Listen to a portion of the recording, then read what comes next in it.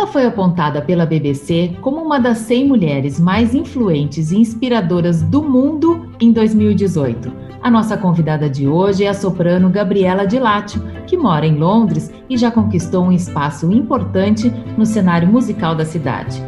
Eu sou Letícia Nascimento e esse é o Manda Brigadeiro, o podcast que fala sobre a vida dos brasileiros fora do Brasil.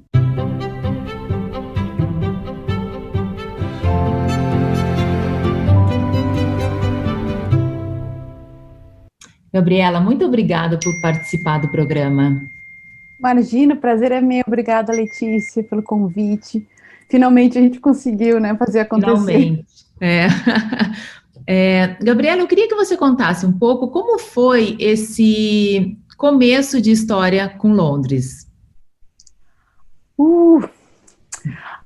Foi uma coisa que, na verdade, não foi planejada, né, Londres na minha carreira artística, porque quando eu estava ainda no Brasil, claro que a gente sempre tinha o sonho de estudar fora, mas como às vezes a carreira de cantora de ópera, cantora lírica sempre manda mais para a Itália, né? Acho que todos nós no início da carreira provavelmente pensávamos mais em ir para a Itália e desenvolver a carreira na Itália, né? Por causa de toda a história da ópera. Sim. Mas claro, né? Que conseguir estudar fora do país é um grande desafio, né, para qualquer pessoa que está no Brasil, né, qualquer pessoa que quer se aprimorar, continuar seus estudos fora. Então, para mim, não foi diferente.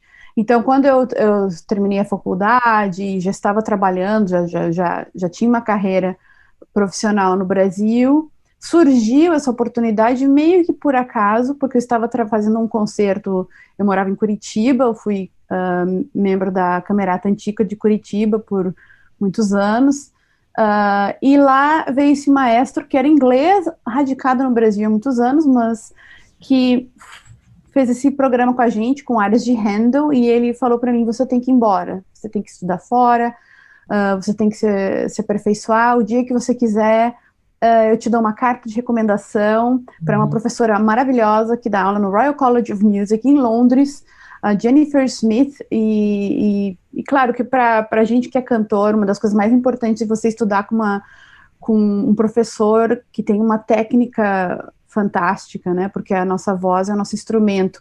Então eu fiquei muito admirada com a Jennifer mesmo e resolvi tentar, por que não, né, mas sem muito planejamento, na verdade, foi assim, eu vou tentar fazer a audição, e assim, as batalhas de como vir para a Europa, né? Quantos anos você tinha nessa época? Eu tinha 21.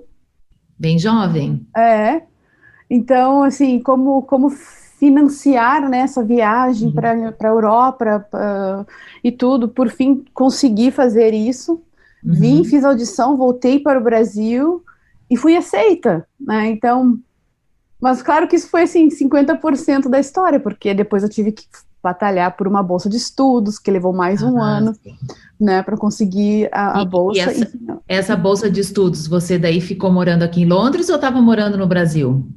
Não, daí eu consegui a bolsa, porque eu fui aceita no Royal College para fazer pós-graduação em música antiga e ópera e performance. Então era um curso aí já veio morar prático. Aqui. Sim, então eu já vim, quando a bolsa saiu, eu já vim direto morar aqui. Acho que a confirmação da bolsa foi super em cima da hora, assim.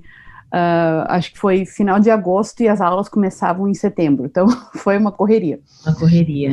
Então eu cheguei aqui já direto em curso que era totalmente de performance. O curso não era nada acadêmico, assim, em termos de escrita, era tudo prático. Que fantástico, né, a oportunidade, mas claro que daí começa a nova parte, assim, da história.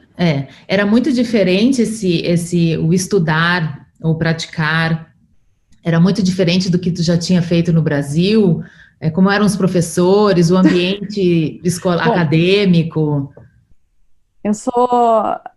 Eu olhando para trás, né, para mim, eu tenho muito orgulho da minha coragem, mas eu olho com um pouco que eu fui bastante ingênua também, eu acho, Mas eu estava tão feliz com aquele desafio, eu sempre tive muito, ainda tenho esse desejo de sempre aprender mais, né? Eu tenho uma curiosidade, assim, uma sede por desenvolver, por crescer, não só como cantora, mas como pessoa também. Tenho curiosidade em muitas áreas da vida em geral.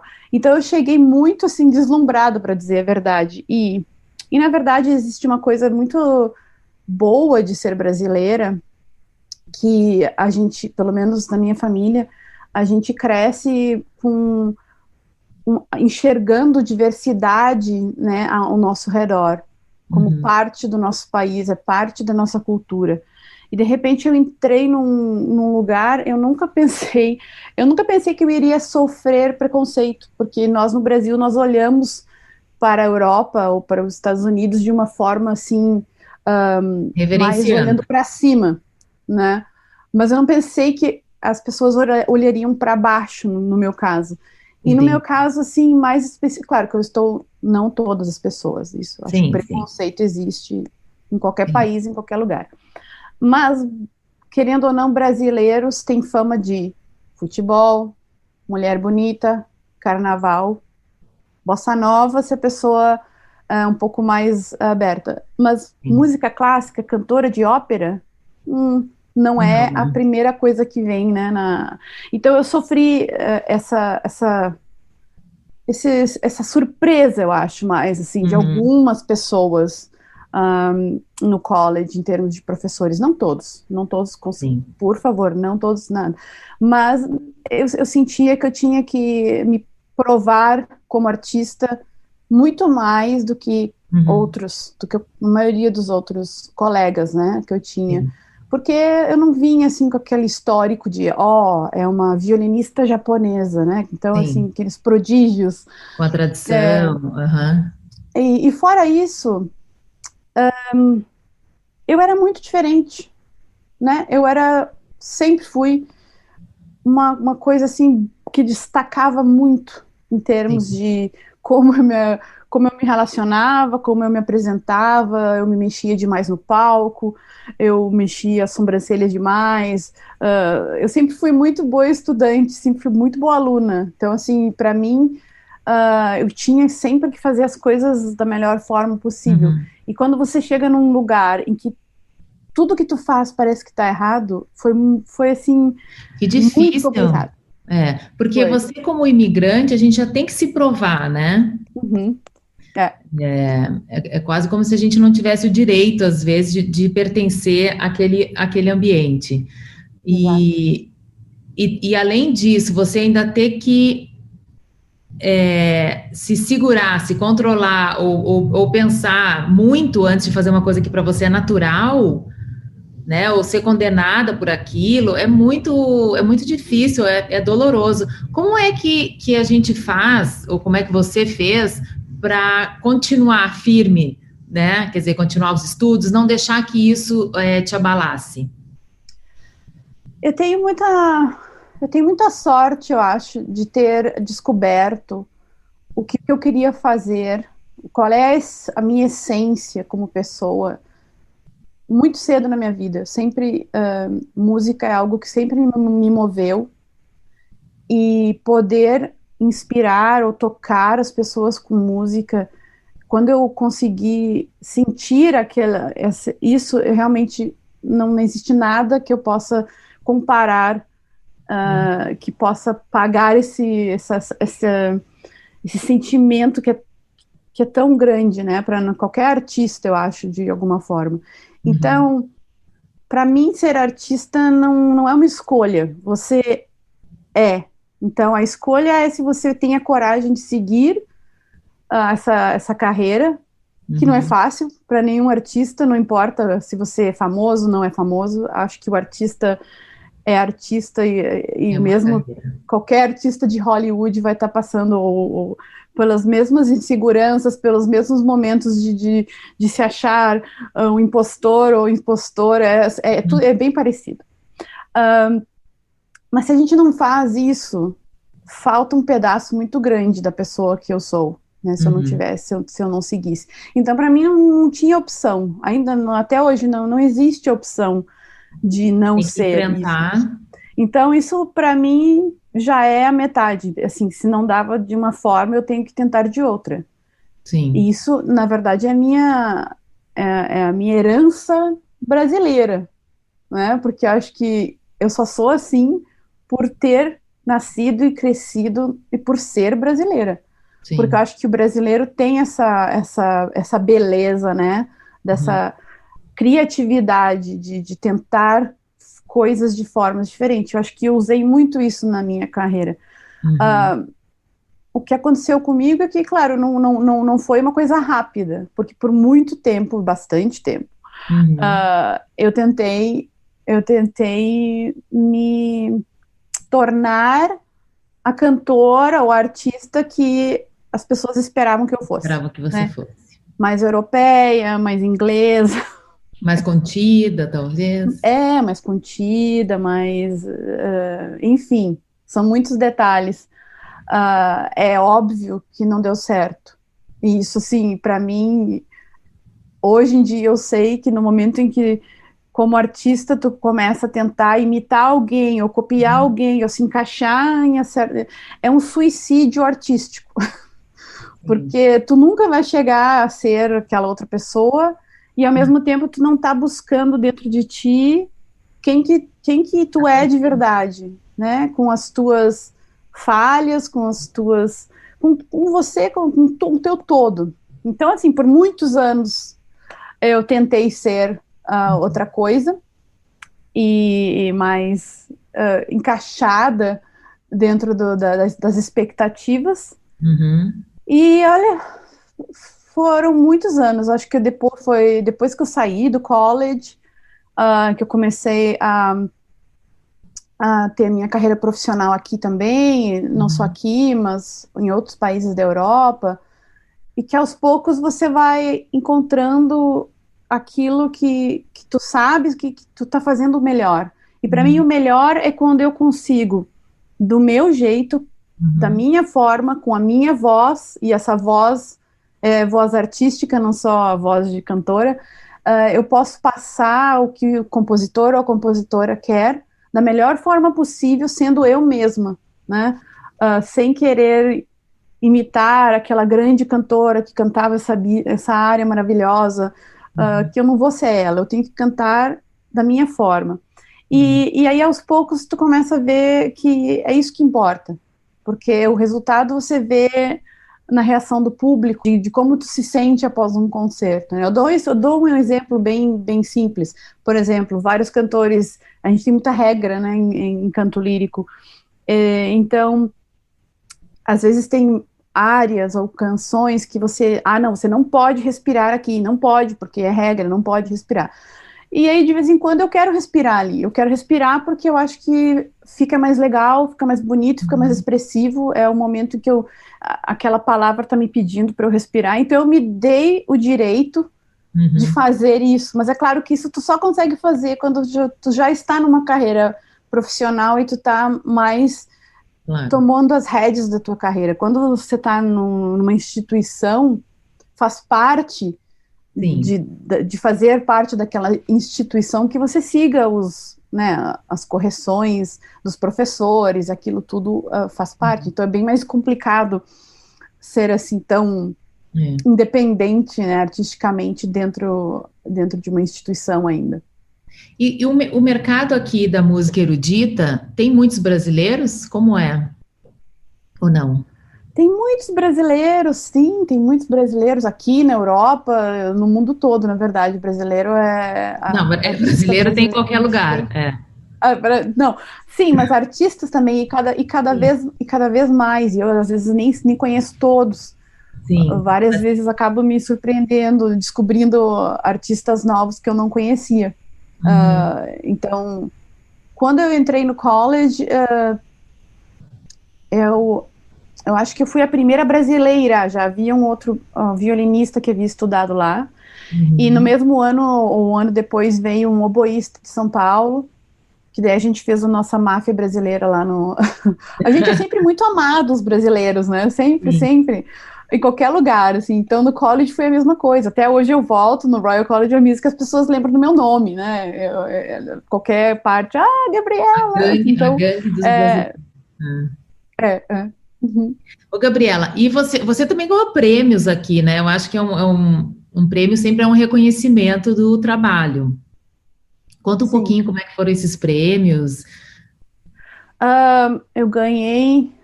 Logo que eu cheguei, eu ganhei prêmios lá no college mesmo, ganhei 2 prêmios, o Peter Peer Prize e o Richard III Prize, ainda dentro da instituição, que foi algo muito, muito bom, mas eu acho que um prêmio é quase como uma fotografia, né? A gente recebe e fica ali, mas é um estímulo para que tu continues crescendo, assim, eu acho que eu nunca olho para prêmios como algo assim, nossa, que maravilha.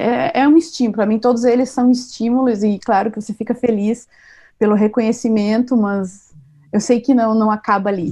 Então eu recebi esses 2 do college, depois em 2013 eu ganhei o Air Europa Artista do Ano aqui em Londres, depois o prêmio da BBC 2018, Esse da também. BBC foi super interessante. Conta um pouquinho como é que você entrou para essa lista de 100 mulheres do mundo todo.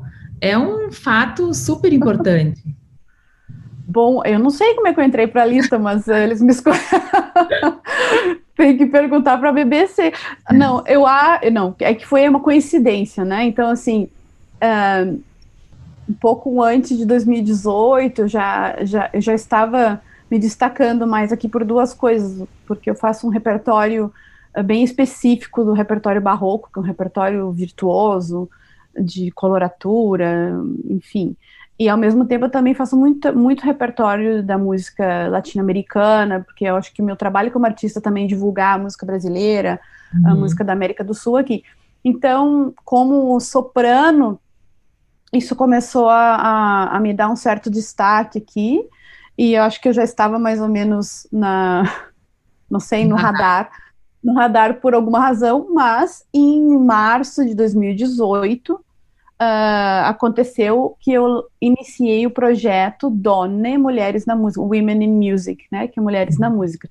E eu acho que tudo junto naquele ano, então, realmente levou ao, né, que eu fosse incluída nessa lista. E esse projeto Dawn, como é esse projeto? Qual é essa ideia?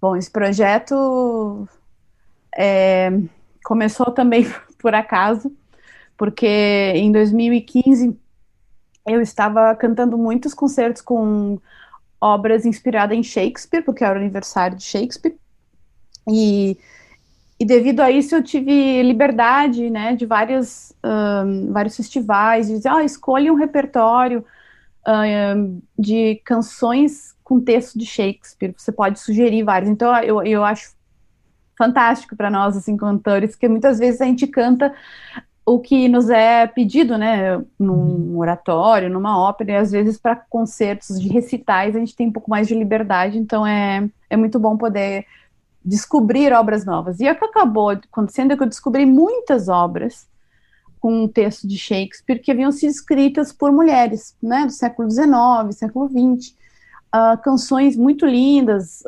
maioria inglesas. E aí eu fiquei com uma pulga atrás da orelha, né, como assim, mulheres compositoras que eu nunca ouvi falar, porque na minha história de educação musical eu havia tido, não sei, conhecia talvez 10, né, não mais do que isso. E eu mais ou menos aceitei na minha carreira que mulheres não eram compositoras, porque, sei lá, eu nem cheguei a pensar, né? Então, a maior vergonha do momento, naquele momento, né? Eu fiquei com aquela pulga atrás da orelha, continuei pesquisando nos próximos anos e acho que 2016, 2017 acabei encontrando num sebo aqui em Londres uma enciclopédia que chamava a Enciclopédia Internacional das Mulheres Compositoras, que havia sido publicada em 1984, uma compilação de mais de 6 mil nomes, com mais de 6 mil nomes de mulheres, desde o período pré-medieval até a década de 80, quando foi publicada essa enciclopédia. Então, naquele momento, eu tive um susto, né, levei um susto, não vou negar, e tenho até vergonha de dizer, mas é óbvio que a primeira pensamento foi, mas vai ver que a música delas não sobreviveu porque não era de boa qualidade, isso que são só uma lista de nomes, né? Então eu fui fazer um pouco mais de pesquisa, hoje em dia tá mais fácil no YouTube, tem coisas que já estão gravadas, e o que aconteceu foi que eu fui olhando, eu escolhi um nome, tentava descobrir a música, eu fui descobrindo muita música maravilhosa, histórias, assim, de muita inspiração, de mulheres de séculos variados, que, apesar de todas as limitações, que eram muito maiores do que agora, né, limitações por ser consideradas menos do que os homens oficialmente, né, pela igreja, pela sociedade, como era no século 11, 12, 13, 14, 15, depois, por não ter nem acesso à educação, como os homens tinham, né, mulheres eram para ser mães e esposas, ou se elas tinham algum dom, um talento, era para ser feito na sua casa para entreter os convidados, né, então aquela música de salão, e que mesmo assim muitas delas conseguiam reconhecimento, conseguiam ter uma carreira, conseguiam publicar suas obras, conseguiam ser admiradas, né, por outros homens e artistas da época. E o que acontecia depois, porque a história é escrita por homens, elas eram removidas. Invisíveis, né? Removidas da história, e ali começava um outro ciclo, de quê? De que a gente pensava ou acreditava que mulheres não fizeram, e se fizeram não era bom o suficiente, e que a nossa imagem de um compositor é um homem mais velho, europeu, branco. Então era essa a nossa... E quando eu me dei conta que não era bem assim, primeiro eu morri de vergonha, como eu já te disse, vergonha de não questionar como mulher, como pessoa, né, como ser humano. Fui a concertos minha vida inteira, olhava programas, só homem, homem, homem, homem, homem, homem, mas eu pensei, é assim que é, né? Bom, então, isso não é só na música, óbvio. E aí o que aconteceu foi que eu morri de vergonha, achei que todo mundo já sabia, que era só eu que não sabia. Comecei a conversar aos poucos com colegas, com maestros, ex-professores, e aí eu comecei a me dar conta que muita gente não tinha conhecimento ou do repertório, ou da existência, ou da qualidade dessa música. E acho que daí, passando da vergonha para interrogatório que eu fiz no meio musical, eu fui direto, porque fiquei com muita raiva, né? Porque, como assim, sabe, para mim, eu crescendo aí no Brasil, no sul do Brasil, sem ter muita referência de outras cantoras de ópera, mas ao mesmo tempo sabendo que muitas pessoas, muitos homens haviam... Minha mãe me contava muita história. Mas o Einstein falhou tantas vezes, o Walt Disney, o Newton. Então eram só todos esses gênios maravilhosos, né, da história que conseguiram se superar. Então eles eram a minha inspiração. O quão mais legal teria sido saber que a história de tantas outras mulheres, né, que haviam existido, que poderiam ter servido, e que hoje em dia deviam e devem estar fazendo parte da educação, nas escolas, nas universidades, enfim. Aí aconteceu que eu fiz... Agora temos você para trazer luz para essas mulheres. Gente, eu sou só uma, nós precisamos assim, é impossível, porque eu só vou terminar. O que aconteceu, então, como mulher, como artista, se eu não fizesse mais, uma coisa é você não ter a informação, outra coisa, depois que tu tem a informação, não fazer nada com ela, daí é muito horrível, né? Então eu disse, não, alguma coisa eu vou ter que fazer, então eu criei um site com meus pouquíssimos, eu sou bem CDF, sempre fui, adoro matemática, computador, então acabei fazendo esse site, o inicial, onde eu listei essas mulheres, consegui um pouco de patrocínio para gravar 5 CDs com obras de mulheres, não só comigo, mas com artistas brasileiros que estão por aqui também, porque um ano antes eu havia iniciado um selo de gravação também, para justamente dar mais oportunidade para artistas brasileiros que às vezes não têm oportunidade de ter um CD gravado. Né? Então juntei tudo e lancei o projeto, que era um site só, no Dia Internacional da Mulher de 2018.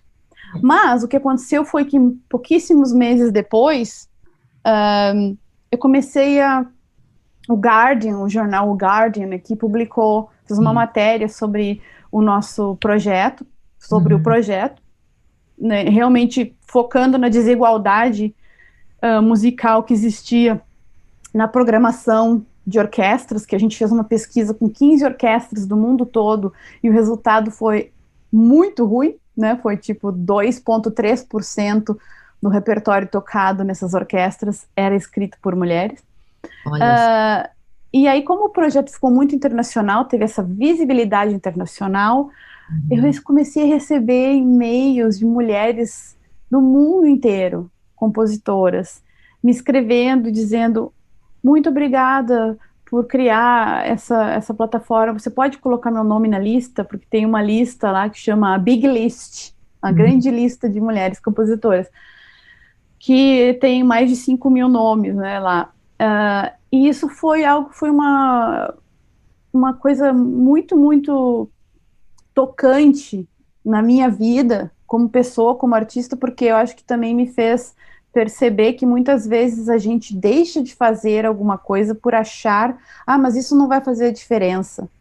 E eu me dei conta que pequenos gestos, né, tudo faz a diferença.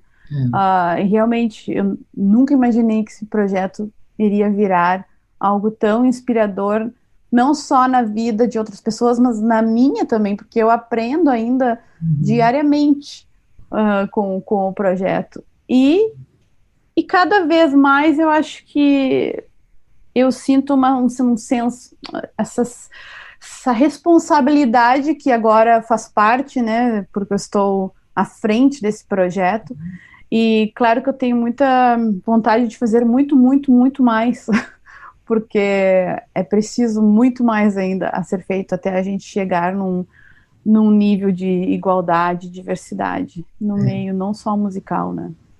E as pessoas podem consultar um site? Qualquer pessoa Sim, pode... agora o projeto, desde em outubro, com a pandemia, finalmente eu consegui transformar todo o site bilíngues, né, sempre foi um site com várias, temos um blog diário, os CDs, agora temos playlists que estão lá, todas separadas por exemplo, se você quer conhecer música escrita para videogame, que foi escrita por mulheres, você tem uma playlist lá, filmes, óperas, musicais, então isso para realmente ajudar a comunidade, não só de ouvintes, mas de musicistas também. Vamos supor, eu sou violinista, eu quero tocar uma música de uma compositora, mas eu não tenho tempo de pesquisar. Então vai lá no site e escuta. Então o site agora é uma plataforma digital que contém várias coisas, né? Tem a lista que as mulheres podem, e por favor se inscrevam, tem um botão lá que diz, se você é compositora, tem um botão que diz se inscreva na Big List, porque ali é uma espécie de uma mini Wikipedia, né, de mulheres compositoras, em que você tem a sua mini paginazinha, que vai para o teu site depois. Temos o blog diário, que apresenta 2 mulheres compositoras todos os dias no blog. O podcast, que por enquanto é só em inglês. No futuro, se eu consigo, dependendo do tempo, quero começar a gravar também podcasts só em português para o Brasil. Temos vídeos educativos, entrevistas, Nossa, enfim, e fora tudo o que acontece, a gente consegue fundos para fazer comissões de obras novas de mulheres compositoras. A gente ia começar uma série de concertos antes da pandemia, que agora a gente está tentando conseguir fundos para que sejam online, viabilizar que tudo isso seja feito online, que tenha mais eventos online para juntar a comunidade toda, né, do mundo todo. As nossas mídias sociais são super ativas, convido também a visitar, porque é lá que a gente, né, passa todas essas informações, assim, de uma forma mais reduzida, porque o site realmente é um lindo monstro de descobertas. Tem que passar muito tempo lá dentro para descobrir tudo o que ele tem, assim. Então, através da mídia social, a gente dá pequenas pílulas todos os dias, né? Agora a gente está com um calendário de advento só com músicas de Natal escritas por mulheres. Então, todos os dias a gente publica uma lá no Instagram, no Twitter e no Facebook. Então é mais ou menos isso. E o projeto, assim, na verdade, ele é mais uma comunidade mundial, né, que a gente tenta conectar com essas mulheres que estão aí e dar um pouco mais, que ele seja uma plataforma de visibilidade para todas elas e para todos nós como artistas também, que a gente possa entrar lá e conhecê-las e colaborar, né, porque isso é uma coisa muito importante. Uma coisa que as pessoas esquecem é que compositores, mulher ou homem, óbvio, eles só conseguem ter a voz deles se nós cantarmos ou tocarmos a música deles, né? É uma arte que existe virtualmente antes, então ou tem que ser gravada ou tem que ser apresentada. Então é nosso trabalho como artistas também incluir esse repertório, né, na nossa programação de compositoras mulheres, de compositores negros, de compositores LGBTQ, enfim, que a gente tenha um círculo de representatividade na música e na vida, né? Claro, eu foco na música porque é a minha profissão, mas... Gabriela, você acha que se você tivesse morado no Brasil, a sua carreira teria sido como a daqui de Londres? Que espaço você acha que você teria lá? No Brasil? Eu acho que eu teria encontrado algum jeito, alguma forma eu teria encontrado. Eu não consigo imaginar como teria sido, porque a diferença daqui e o Brasil é o quê? Aqui a competição é imensamente grande. Não que no Brasil não seja, porque o Brasil tem tantos artistas maravilhosos. Mas aqui existem mais oportunidades, né? Querendo ou não, do que no Brasil. Oportunidades que te dão um respaldo financeiro, que você consegue viver disso. O que acontece no Brasil é que existem menos oportunidades, né? Que um artista possa ter uma carreira que você consiga viver disso, né? Muitas vezes o artista tem que ter outros empregos para conseguir ser artista, que também faz parte, né, da vida de um artista no início. Todos nós, eu também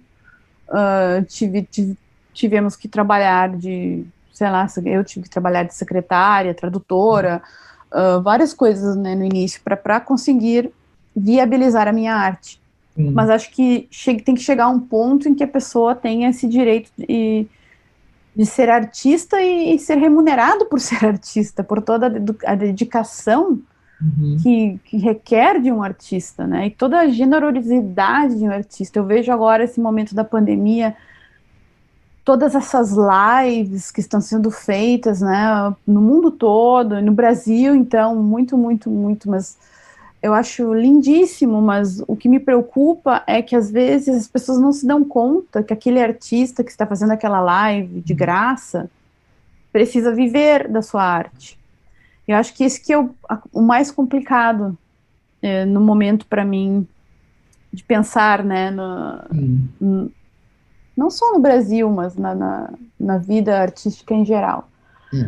Mas só voltando para terminar a tua pergunta, eu acho que eu teria achado uma forma de ser artista, com certeza, no Brasil. Não sei exatamente como seria, mas com certeza eu estaria cantando também. E o que, para a gente finalizar, o que Londres significa para ti? Londres, para mim, foi uma grande oportunidade, né?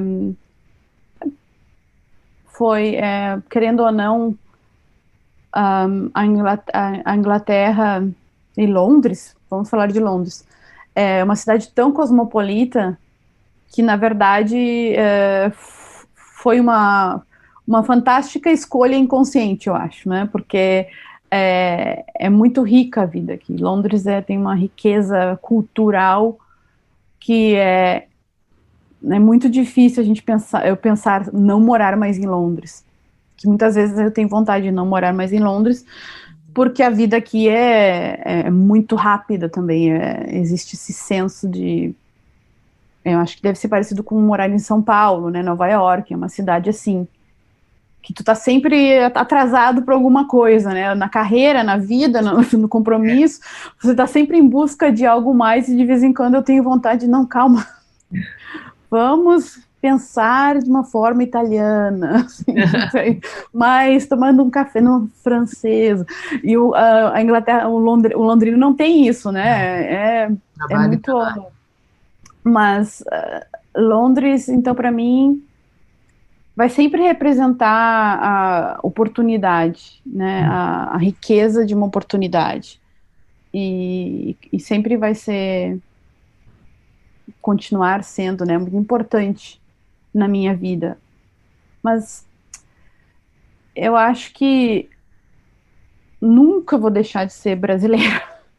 Jamais, né? Que as pessoas... É que a gente chega num ponto que você vira um cidadão do mundo, porque se eu vou para o Brasil, as pessoas dizem, mas você tá tão inglesa, e aqui eu nunca vou ser inglesa, jamais, né? Italiana eu sou, mas também não. Então, assim, mas do meu coração, eu sou brasileira, vou sempre ser brasileira, né? Eu tenho um grande orgulho de ser brasileira. Então, Londres, assim, é um lugar que me deu muitas oportunidades, é um lugar que tem muita riqueza, mas é um capítulo da minha vida, né? Não tem tantos, né? Na nossa vida tem tantos. Ainda bem, né? Gabriela, muito obrigada pela tua participação. Se você quiser deixar um site ou então o teu @ do Instagram, fica à vontade. Deixo. Vou deixar o site do projeto. Em primeiro lugar, é www.donne, que é DONNE, -uk.org. Donne, meus antepassados eram italianos, então foi minha homenagem às mulheres, donne, mulheres em italiano. Nas mídias sociais é tudo @donneuk, às vezes com hífen, às vezes sem hífen. E o meu pessoal é @gdilaccio, GDILACCIO, em todas elas, Instagram, Facebook, Twitter, LinkedIn, e o site é gabrieladilatio.com. Mas a gente está mais em contato com as pessoas hoje em dia nas mídias sociais, para mim, mais Instagram e Twitter. Então, fiquem à vontade, mandem sugestões, perguntas. A gente agora, nesse momento, mais do que nunca, quer estar em contato com as pessoas e com o nosso público, que a gente não pode ver no momento. Então, a gente tem que mandar os abraços virtuais através da telinha. É verdade. Tá bom, muito obrigada, Gabriela. E o Manda Brigadeiro volta na semana que vem com outro convidado de algum lugar do mundo.